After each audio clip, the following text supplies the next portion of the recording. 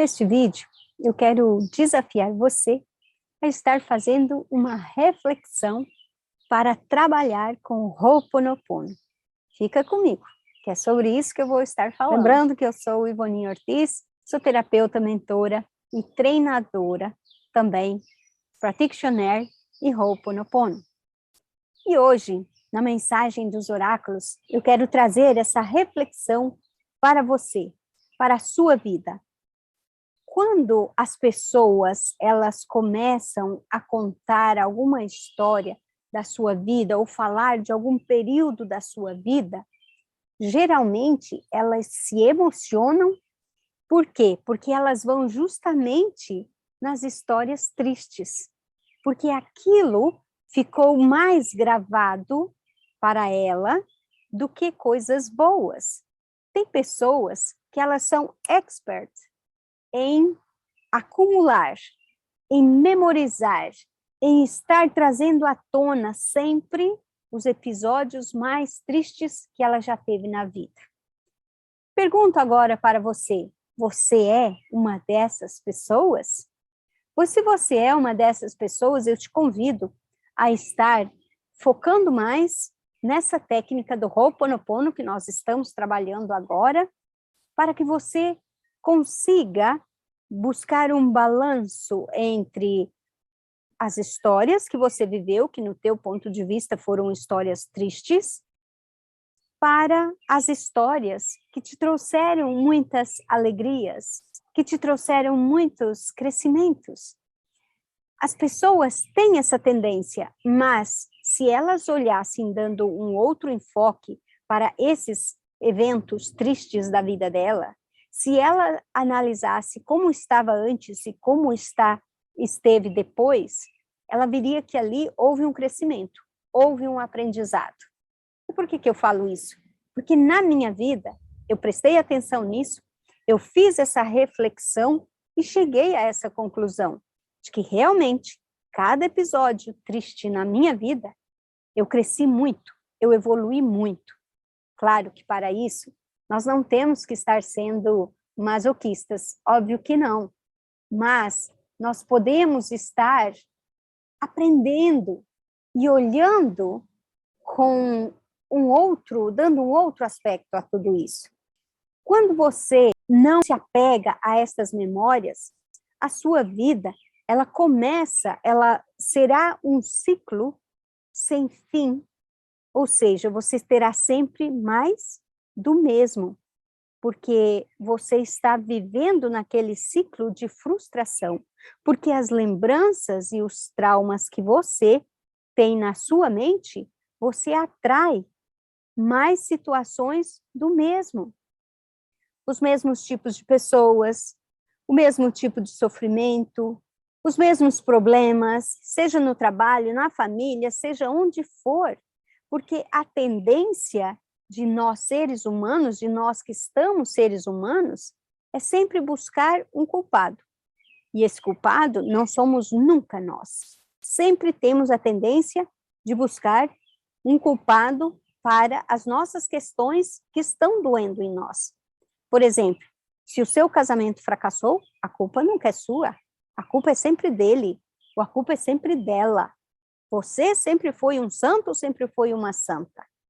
Se o emprego, por exemplo, não deu certo e você teve que buscar outro emprego, a culpa não é sua, a culpa é do seu chefe. Se você não anda bem de saúde, você vai também encontrar um culpado, porque aquele médico não acertou o diagnóstico, porque aquele médico me passou o remédio errado. Mas se você analisar, e se você já vem me acompanhando há algum tempo, você vai ver que a culpa, aliás, não existe culpa. Não existe culpa. Mas se fôssemos catalogar aqui, a culpa é sua. A culpa é sua, porque foi você quem manifestou. Quando você aceita a responsabilidade, assume a responsabilidade, tudo à sua volta começa a mudar. As pessoas também começam a mudar, mesmo aquelas pessoas mais próximas de você. E se você é como eu, que você acredita em outras vidas, não importa o que acontece com você em sua vida, você sabe que é a sua história. E aí, o Ho'oponopono, ele traz, eu diria, o segredo de viver bem o aqui e o agora. Porque as pessoas param de buscar culpados e elas começam a olhar para elas e assumir a responsabilidade que elas têm diante de tudo que elas já viveram e que vivem. Gente, eu vou contar uma coisa para vocês, e eu já falei isso aqui. Nós somos os seres que fizeram a história lá atrás. Para quem estuda a história do ser humano, para quem se permite conhecer um pouco mais a fundo do que foi o ser humano lá atrás, vai perceber que o que nós estamos passando hoje não é nada. Não é absolutamente nada.